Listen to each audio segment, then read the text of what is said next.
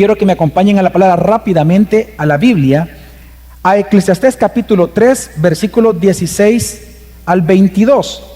El título del sermón de esta mañana es El gozo del justo entre los injustos, que también podremos llamarle el gozo del cristiano en medio de un mundo injusto. Vamos a leer Eclesiastés capítulo 3. Mientras usted lo busca, le voy a pedir que lo tenga ahí porque es un texto interesante. Quiero hacerle ver algunas palabras que no aparecen en pantalla, por lo tanto yo le pido que usted mantenga su Biblia abierta, porque este texto, hermanos, es un texto con un alto contenido teológico, muy teológico, y uno de los pasajes que más me ha gustado trabajar. Sin embargo, es importante comprenderlo. Es fácil entenderlo, pero tenemos que ver ciertas características. Dice así la palabra del Señor: aún he visto más bajo el sol, que en lugar del derecho está la impiedad, y en el lugar de la justicia está la iniquidad. Yo me dije: al justo como al impío juzgará Dios, porque hay un tiempo para cada cosa y para cada obra. Me dije también en cuanto a los hijos de los hombres: ciertamente Dios los ha probado para que vean que son como animales, porque la suerte de los hijos de los hombres y la suerte de los animales es la misma. Como muere el uno, así muere el otro. Todos tienen un mismo aliento de vida. El hombre no tiene ventaja sobre los animales, porque todo es vanidad. Todos van a un mismo lugar. Todos han salido del polvo y todos vuelven al polvo. ¿Quién sabe si el aliento de vida del hombre asciende hacia arriba y el aliento de vida del animal desciende hacia abajo a la tierra? He visto que no hay nada mejor para el hombre que gozarse en sus obras, porque esa es su suerte, porque ¿quién le hará ver lo que ha de suceder después de él? La semana pasada, hermanos, nosotros hablamos de que Dios hace todo a su tiempo, amén, de que Dios todo lo ha preestablecido, lo ha determinado, lo ha decretado, y todo sucede como Dios lo ha decretado en su tiempo. Todo es hermoso en el tiempo de Dios, amén. Dios determina todo lo que sucede en tu vida y en mi vida, incluyendo el juicio futuro. Eso lo vimos la semana pasada. Pero también vimos que el texto nos enseñaba de que Dios lo hizo así intencionalmente para que nosotros los hombres le temamos a Él todos los días de nuestra vida. Amén. Ahora, el texto, continuando siempre en el tema de que Dios todo lo hace en su tiempo y que Él decreta las cosas cuanto suceden en la tierra, lo que el autor, el predicador, va a hablar ahora es mostrarnos que lo que al ser humano le provoca dudas sobre si Dios realmente tiene un plan hermoso, como lo dijo el texto anterior, lo que lo hace dudar a la humanidad de que Dios realmente tenga un plan hermoso sobre todas las cosas es ver tanta injusticia en el mundo. El tema que ahora trae y lo pone en la mesa el predicador es cuánta injusticia hay en todo el mundo. Sin embargo, él nos va a enseñar en este texto que leímos que la fe que vence la duda respecto a Dios por tanta injusticia que vemos es que se da cuenta, o bien esta fe es alimentada cuando se da cuenta de que para todo hay un tiempo, incluso para el juicio sobre los injustos. Si ahorita hay injusticia, se da cuenta el predicador, es porque hoy es un tiempo para la injusticia, pero va a haber un día en el cual Dios va a juzgar a los impíos, porque Dios es un Dios vengador, amén, así como Él va a juzgar a los justos, dice. Pero también Él entiende que si todavía ese tiempo en donde Dios va a juzgar a los impíos no ha ocurrido, es porque Dios está esperando a que le teman, a que le busquen, a que se arrepientan. Por lo tanto, el predicador, ya en el último versículo, el 22, él busca convencerlos que en un mundo lleno de injusticia, el verdadero gozo y el contentamiento del creyente viene de vivir a la luz de lo que Dios va a hacer en el futuro muy pronto. Así que ese también es mi objetivo, porque si ese es el objetivo del predicador, ese es mi objetivo para esta mañana, hermanos. Mi objetivo es convencerte de que el gozo y el contentamiento, hermanos, de los cristianos en un mundo lleno de tanta injusticia, solo es posible viviendo a la luz de la eternidad. viviendo en la esperanza del juicio que pronto nuestro Señor Jesucristo, el juez justo, Él va a realizar. Amén. Solo así es posible vivir en un mundo injusto, esperando la justicia de Dios. Así que en el texto, por eso le pedí que lo mantuviera abierto, si usted se da cuenta, el texto, el predicador, la estructura es bien fácil de verla, en que en el primer versículo, en el versículo 16, usted vea cómo comienza el predicador, comienza diciendo, aún he visto más bajo el sol. Ahora él va a plantear un problema nuevo bajo el sol, y es la injusticia. Luego de que él hace esto, él encuentra dos respuestas que él ve, dos respuestas que le dan esperanza y paciencia a él en medio de ese mundo injusto. Una respuesta, las dos, comienzan con la frase, dije en mi corazón.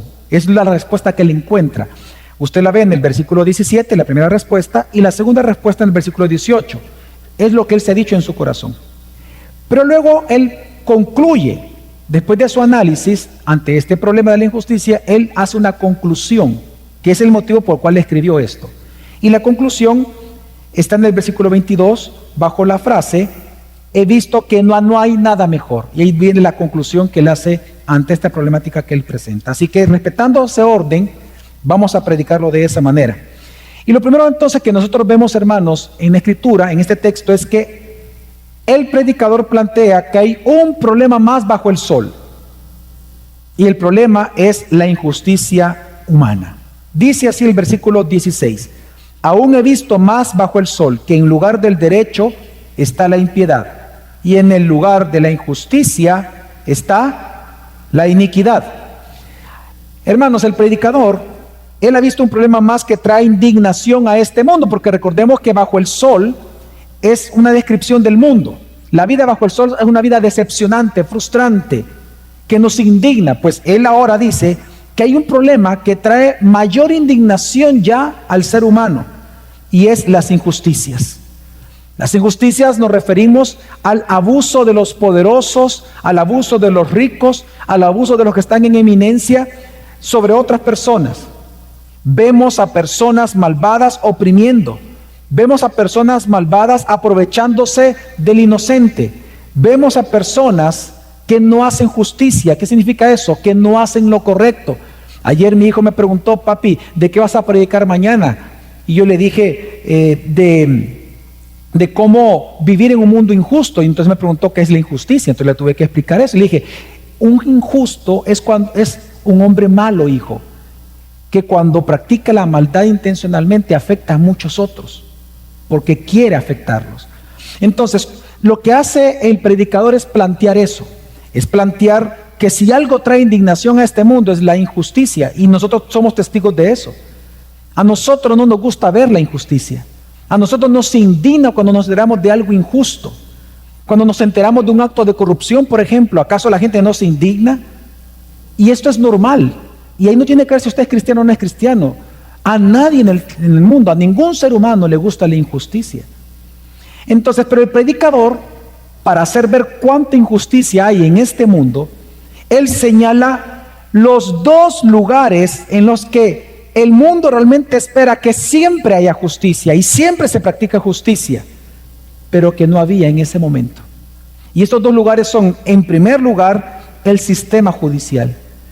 Porque si usted se da cuenta, él dice, aún he visto más bajo el sol, que en el lugar, dice, él señala un lugar, en el lugar del derecho. ¿Cuál es el lugar del derecho? ¿A qué se refiere en el judaísmo? El lugar del derecho es el sistema judicial, en el juzgado. Inmediatamente el predicador se mete a un tema bien importante. Él está hablando de los juzgados, del sistema judicial de aquel momento.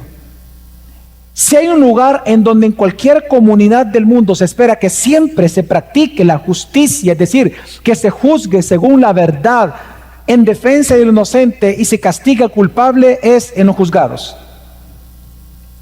De hecho, Dios les dijo, cuando el sistema judicial se comienza a implementar en el judaísmo, Dios les recuerda a ellos por qué Dios permite que se levanten jueces. Y él dice en segundo libro de Crónicas 19, 6 al 7, dice, les dijo a los jueces, vemos aquí a los jueces, Dios les dice, piensen siempre con cuidado antes de pronunciar juicio. Esto es para abogados, para todos aquellos que están aquí en esta mañana. Piensen siempre con cuidado antes de pronunciar juicio. Recuerden que no juzgan para agradar a la gente. Es decir, no a los ricos, ni a los poderosos, ni a los partidos políticos. Recuerden que no juzgan para agradar a la gente, sino para agradar al Señor. Él estará con ustedes cuando entreguen el veredicto para cada caso. Teman al Señor. Pero el problema que está presentando el predicador es que no lo estaban haciendo así. Porque resulta que en el lugar del derecho, en lugar de haber derecho, había impiedad. La palabra impiedad es maldad. Porque lo que estaba ocurriendo en aquel momento es que los poderosos y los ricos controlaban el sistema judicial a sus intereses. Así el predicador se frustra, por lo tanto, aquí en este texto, no solo por la maldad, hermanos. Su frustración no solamente es por la maldad, sino que porque queda impune. Porque se están aprovechando de los inocentes y están protegiendo a los culpables. Y contra eso el predicador no puede hacer nada, no está en su poder hacerlo. Por lo tanto, él se frustra. Pero el segundo lugar en donde el predicador presenta que el mundo entero espera que haya justicia, mas en aquel momento no había justicia, sino impiedad, iniquidad, era el templo. Porque recuerde que en el templo es que no se hacían los juicios. Y los sacerdotes participaban. Y lo que está señalando el predicador, que por eso, y esto lo vemos en la segunda parte, que en el lugar dice, y en el lugar de la justicia está la iniquidad. Ese lugar de la justicia, no el derecho, de la justicia, es el templo. Hermano, mire, si la corrupción de un gobierno indigna a sus ciudadanos, ¿cuánto más puede indignar a una nación o al mundo cuando un pastor o una iglesia es corrupta? Porque mire, el mundo, la cultura, la sociedad puede ser muy corrupta, pero la sociedad espera que los religiosos o las iglesias, por lo menos ahí se practique la moralidad y la justicia.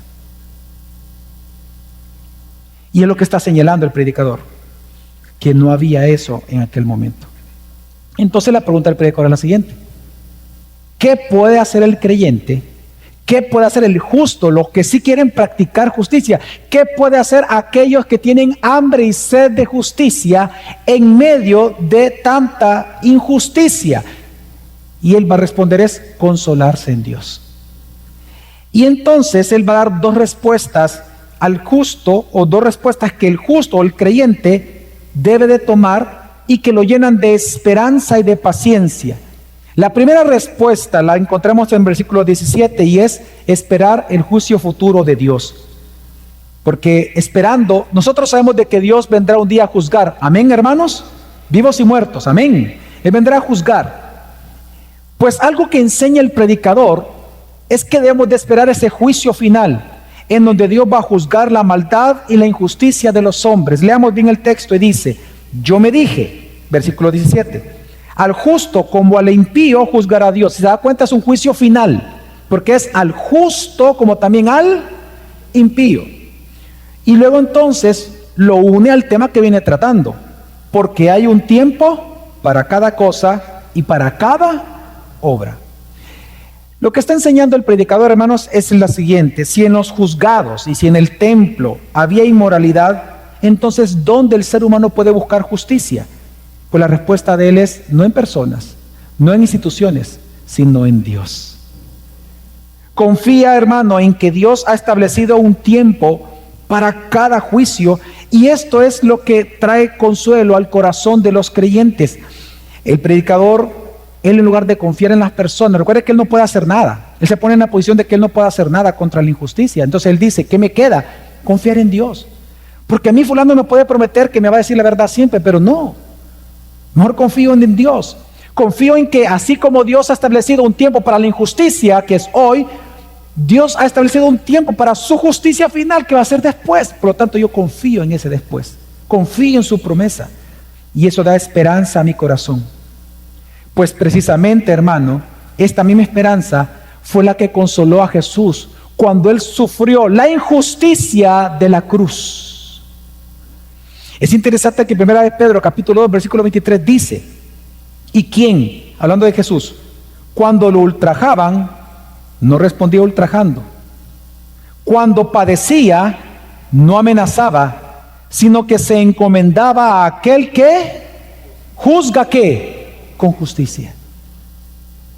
Si algo le dio esperanza a Jesús de resistir las injusticias que él estaba viviendo, era esperar que un día va a haber un día de juicio. Un día su Padre va a juzgar. Y eso lo ayudó en la cruz. Y precisamente estamos leyendo el versículo 23. Este texto es puesto para nosotros, para que también tú y yo tengamos la misma consolación cuando tú y yo estamos pasando por injusticias. Yo no sé si tú estás viviendo hoy injusticias en tu vida, pero este texto fue escrito, inspirado por el Espíritu Santo, para también consolarte a ti. Porque si esto dice el versículo 23, mira lo que dice del 20 al 21. Dice, pero si cuando hacen lo bueno sufren por ello y lo soportan con paciencia, esto haya gracia con Dios. Porque para este propósito ustedes han sido llamados, pues también Cristo sufrió por ustedes, dejándoles ejemplo para que sigan sus pasos. ¿Y cuáles fueron los pasos? Que cuando él recibió injusticia, en lugar de tomar venganza, se encomendó a aquel que juzga con justicia. Porque va a haber un día que Dios va a hacer justicia. Amén.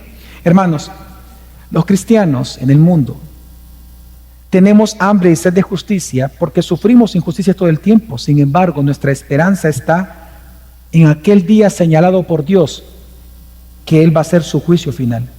Cuando Pablo predicó en el Areópago, en Grecia, en Hechos 17, él dijo lo siguiente acerca de Dios, versículo 30 al 31, dice, Dios declara ahora a todos los hombres en todas partes que se arrepientan, porque Él ha establecido un día, decreto, vemos ahí, los decretos de Dios.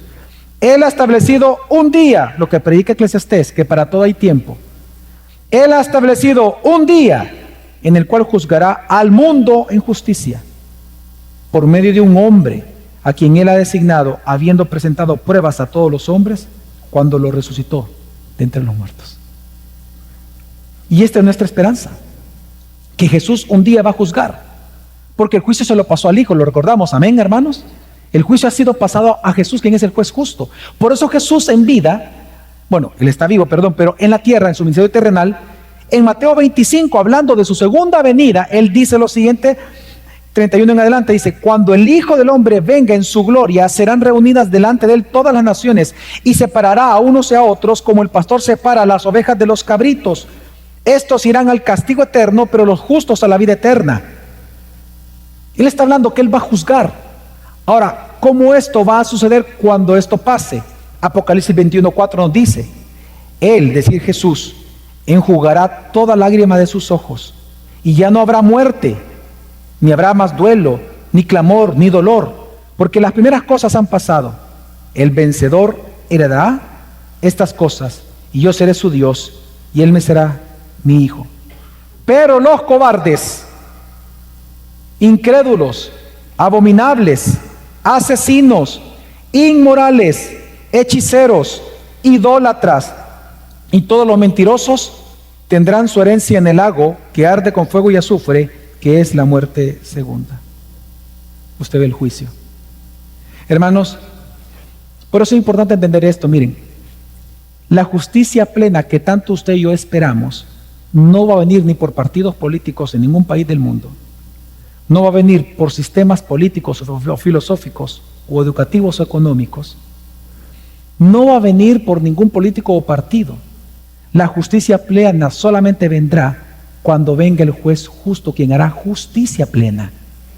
La justicia plena que usted y yo anhelamos en este mundo vendrá con Jesucristo en cielo nuevo y tierra nueva. Pero esa esperanza mantengámosla en Cristo. Por eso es que fíjese, cuando aquí en El Salvador, yo he predicado eso años anteriores, yo he hablado de que hay mucha idolatría al Estado.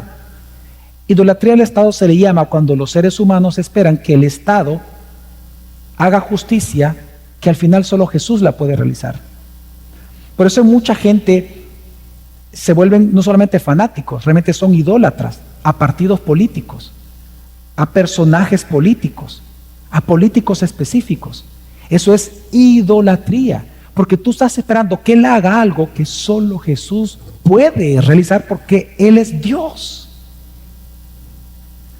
Ahora, esto no significa, lo que te estoy predicando, que no debemos de practicar la justicia nosotros. Nosotros los cristianos debemos de, en primer lugar, orar por justicia.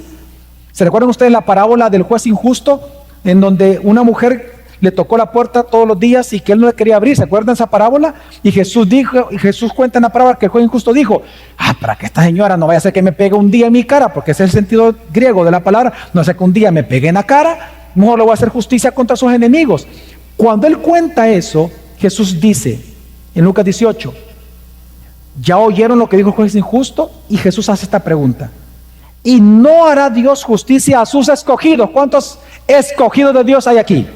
Fíjate lo que dice: ¿y no hará Dios justicia a sus escogidos, que claman a Él día y noche? Oiga, ¿se tardará mucho en responderles? Les digo que pronto les hará justicia. Claramente tenemos que orar por justicia. Yo, ¿sabe que una vez, compartiendo este texto con una hermana que está pasando una situación bien difícil, yo le voy a decir lo que sucedió claramente y se lo voy a decir? Oramos por una persona que estaba injustamente dañándola a ella. Y le pedimos a Dios la oración que ahí aparece en la parábola: Señor, te pido que le haga justicia a mi hermana en contra de sus enemigos. Oiga, hazle justicia a mi hermana en contra de sus enemigos. Y ella lo oró y oramos.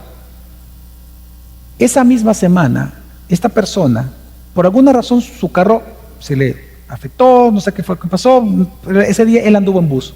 Estaba en una parada de buses y un bus vino, se desvió el bus y chocó contra la parada de buses y lo mató al instante. Esa fue la justicia que Dios hizo. Quiero que entienda que Dios puede actuar en justicia como Él quiera.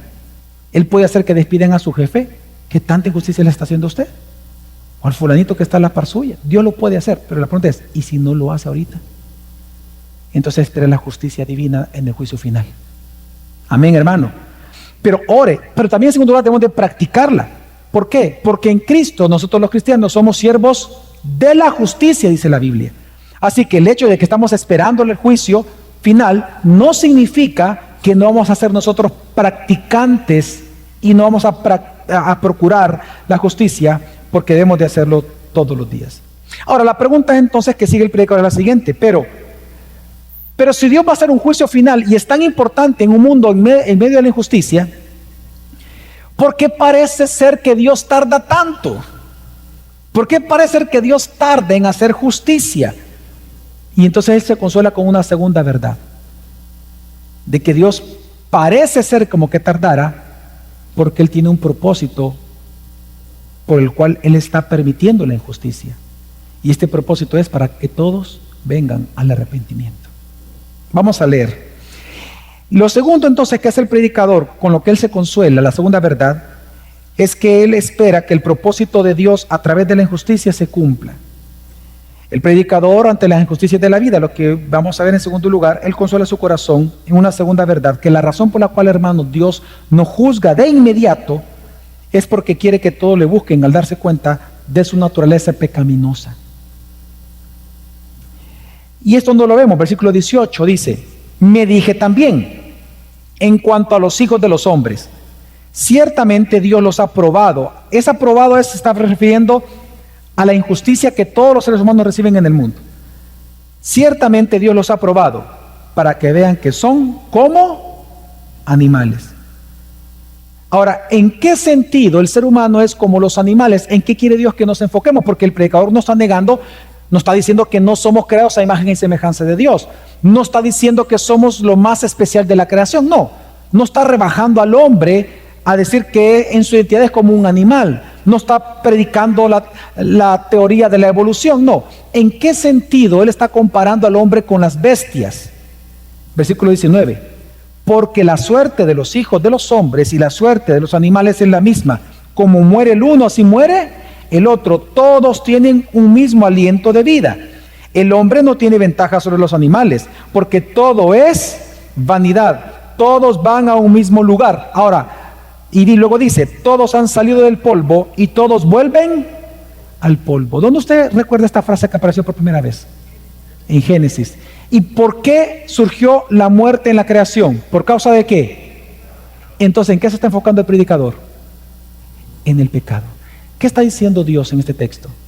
Que Dios no actúa siempre de inmediato a hacer justicia, porque Él está esperando que el injusto se dé cuenta que Él es pecador y lo busque a Él para salvación. Y en eso, el creyente debe de consolarse. Porque tal vez usted está recibiendo injusticia. Por ejemplo, una mujer de su esposo, suponga, o al revés, su esposo de la mujer. Pues, hoy en día eso pasa. ¿Qué pasa si el que está sufriendo es cristiano? Un consuelo le va a dar, porque la persona quizás quiere que Dios le haga justicia. Pero si algo consuela el corazón de alguien sufriendo es, bueno, quizás, no es que quizás, Dios enseña en la palabra que Él está permitiendo que todavía Él actúe con injusticia, porque Él está esperando que se arrepienta. ¿Quién quita que mi hijo, que mi hija, que mi esposa, que mi esposo, que mis padres se conviertan? ¿Me doy a entender, hermanos? Y es hermoso. Él lo que está diciendo es que Dios, que el mundo es como un campo de prueba que prueba el carácter del hombre. La injusticia lo que hace es probarte y te demuestra que tú no puedes hacer nada en contra de los impíos, incluso los mismos impíos. Les demuestra que al final mira tu vida como es. Por causa del pecado vas a morir. Entonces, ¿qué vas a hacer? Esperar ese juicio de Dios. Y si tú entiendes que hay un juicio de Dios después de la muerte, entonces puede hacer que tú cambies tu vida hoy. Por eso es que, mira, por eso es que luego dice el versículo 21, ¿quién sabe si el aliento de vida del hombre asciende hacia arriba y el aliento de vida del animal desciende hacia abajo a la tierra? Es decir, al compararlo con la bestia, hermano, Él no está negando que el ser humano fue creado a imagen y semejanza de Dios, sino que está enseñándole al lector que por cuanto el hombre es pecador, va a morir. Y ese día, el día de la muerte, su cuerpo va a regresar al polvo. El cuerpo humano regresa al polvo. Pero su alma, ¿a quién regresa? A Dios. ¿Para qué? ¿Para hacer qué? ¿Qué va a ser? Juzgado. Y esa es la enseñanza del texto. Y el predicador, por eso es que luego en el capítulo 12, solo voy a leer el versículo 7 dice, entonces el polvo volverá a la tierra como lo que era, y el espíritu volverá a Dios que lo dio. Entonces, ¿cuál es la intención del predicador? La intención es que el lector viva pensando en su estado eterno. El gran problema es que la humanidad no lo hace. Por eso es la pregunta del versículo 21. Él pregunta, ¿quién sabe si el aliento de vida del hombre asciende hacia arriba o el aliento de vida del animal desciende hacia abajo en la tierra? Esa pregunta, ¿quién sabe? No es una pregunta que él está dudando. Es una pregunta que él hace desde su propia experiencia. La pregunta de él es así. ¿Quién bajo el sol, quién de los hombres que no son creyentes, considera que va a enfrentar a Dios después de que muera? ¿Y cuál es la respuesta? Nadie. Nadie. Ese es el sentido de la palabra ¿quién sabe? Él está preguntando de su experiencia, ¿quién sabe en este mundo que después de morir va a enfrentar a Dios? ¿Quién lo quiere reconocer? Esa es la pregunta. Y la respuesta es obvia, la respuesta es retórica. Nadie. Porque no vamos a negar que en la humanidad hay muchas clases de personas cómo consideran la muerte y lo que sucede después de la muerte. Pero básicamente las podemos resumir en dos grupos de personas. Unos, por ejemplo, como el director de cine Woody Allen, se burlan diciendo, no creo en la vida después de la muerte, pero por si acaso me llevo una muda de ropa interior. Él se declaró a sí mismo ateo. Y él se burlaba de la vida después de la muerte predicado por los cristianos. Un grupo del mundo son así, se burlan del juicio que viene después porque no creen en él, lo toman a broma. Pero hay otro grupo de personas que son como Julian Barnes, el escritor, que viven con tanatofobia. Tanatofobia es el miedo a morir. Él como agnóstico dice, el miedo a la muerte es un miedo a la nada, porque él dice, después de que alguien muere no pasa nada, deja de existir. Así que miedo a la muerte es miedo a la nada. Y él dice, yo tengo miedo a morir. Y él es agnóstico. Así que, hermanos, ante las injusticias, el predicador se consuela en este propósito de Dios, de que Él quiere que todos le teman al ver que después de que ellos van a morir, van a enfrentarlo. Pero resulta, hermanos, que ese mismo consuelo se nos da a nosotros los cristianos hoy en día en Cristo Jesús. Tú que estás viviendo injusticias, consuélate en que los injustos que te hacen sufrir, Dios permite que todavía estén haciendo esa injusticia contigo, porque puede hacer de que ellos se conviertan después. Mira lo que dice el texto bíblico, 2 de Pedro 3, 7 al 9, dice: pero los cielos y la tierra actuales están reservados por su palabra para el fuego, juicio, guardados para el día del juicio y de la destrucción de los hermanos impíos. Versículo 9. El Señor no se tarda en cumplir su promesa, según algunos entienden la tardanza, sino que es paciente para con ustedes, no queriendo que nadie perezca, sino que todos vengan. Hermano, cuando tú estés sufriendo por injusticias, uno, no tomes venganza. Dios hará justicia. No tomes venganza tú. Tú practica la justicia. Pero tampoco, en segundo lugar, no pongas tu esperanza en ídolos sociales y políticos. Pon tu esperanza en Dios. Amén, hermanos. Recuerda que el gozo y el contentamiento de los cristianos en un mundo lleno de injusticia solo es posible viviendo la luz de la eternidad, esperando el juicio que pronto Jesús va a hacer. Ahora, ¿cuál es la conclusión del predicador? Leamos la conclusión. La conclusión del predicador es que el gozo de los cristianos, el gozo del creyente, el gozo del justo, entre los injustos está en Dios, en nuestro caso en Jesucristo. La conclusión del predicador es que el gozo y el contentamiento del justo en un mundo injusto solo es posible viviendo la luz de esta eternidad, de la esperanza de lo que Dios va a hacer. Por eso dice el versículo 22, su conclusión es: he visto que no hay nada mejor para el hombre que gozarse en sus obras, porque esa es su suerte, porque ¿quién le hará ver lo que ha de suceder después de él? Una vez más, esta segunda pregunta es una frase que él está haciendo desde su experiencia como predicador. Él lo que está diciendo es que para el hombre bajo el sol, para el no creyente, lo mejor que puede hacer ante las injusticias del mundo, de los poderosos, es gozarse de su trabajo, comer y beber, que eso haga, porque no puede cambiar las injusticias. Porque él no sabe lo que vendrá después de la muerte. Esa es la pregunta que él hace. Él no sabe lo que vendrá después de la muerte. Así que coma y beba, como Julian Berners, por ejemplo. Pero los justos no es así. Pero los justos no solamente debemos de tener contentamiento en nuestras obras, sino que debemos de gozarnos en la gracia de la vida eterna, que desde la eternidad se nos ha sido dada. En 2 Timoteo 1:10 se nos dice que ahora esta gracia salvadora ha sido manifestada por la aparición de nuestro Salvador Cristo Jesús, quien puso fin a la muerte y sacó a la luz la vida y la inmortalidad por medio del Evangelio. Lo que está diciendo Pablo a Timoteo es que el gozo del cristiano en medio de las injusticias que sufre proviene de la certeza que por cuanto Cristo ya ha resucitado, nosotros sabemos que Él puso fin a nuestra condenación. Por lo tanto, después de nosotros morir, nosotros sí sabemos dónde vamos. Amén, hermanos. Nosotros sí sabemos, y eso nos da seguridad de caminar hoy en día. Nosotros sí sabemos dónde vamos después de la muerte. No vamos a condenación, vamos a la vida, y vida eterna. Sabemos que Dios también, en segundo lugar, se vengará de nuestros enemigos. Si no lo hace en este mundo, lo hará en el juicio final. Amén. Y eso trae consuelo y esperanza para nosotros hoy. Así que a las dos preguntas que hace el texto bíblico, las dos preguntas se responden con el Evangelio. Por lo tanto, hermano, solo quiero recordarle lo siguiente. El libro de Apocalipsis es un libro que fue escrito para dar consuelo, esperanza y firmeza a los cristianos porque estaban siendo perseguidos injustamente. Apocalipsis fue escrito para darle ánimo y consuelo al cristiano perseguido injustamente por los gobiernos. En aquel momento Roma.